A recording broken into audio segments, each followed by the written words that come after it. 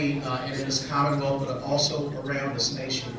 It's the people here in this room and those who have supported all the work that we have done together who have made a difference at one of the most critical moments in American history.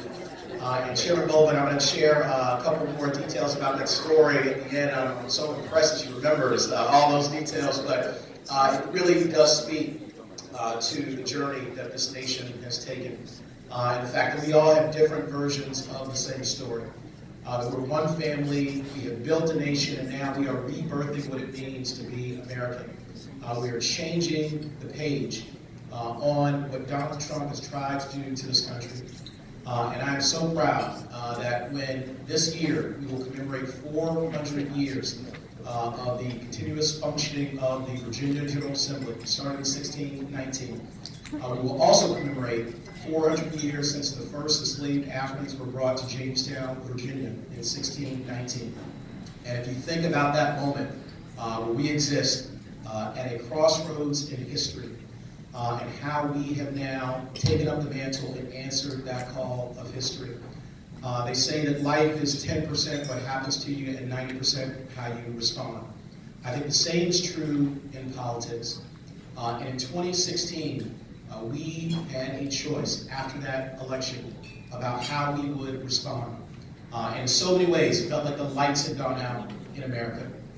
We felt darkness come over this country. A president, an administration, and people around him who took us to the lowest common denominators in our public life, who lie to us on a daily basis, who tear people down, who don't respect people based on who they are, or who they love, or where they come from, but instead want to exclude rather than include.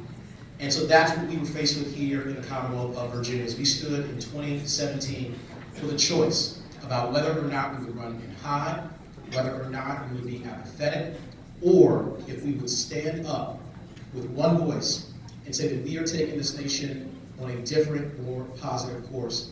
And because of everything that you did, every door that you knocked, the faith that you had, the belief that we could be a better country in spite of what had just happened, we did something that has inspired this country, and you elected a great governor, Dr. Ralph Northam, a great Attorney General, Kennedy, and that is just a Fairfax with the most votes in the history of the Commonwealth of Virginia.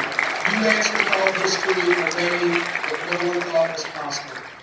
You also sent 15 new members to the House of Delegates, and they are the most diverse caucus that we have ever had.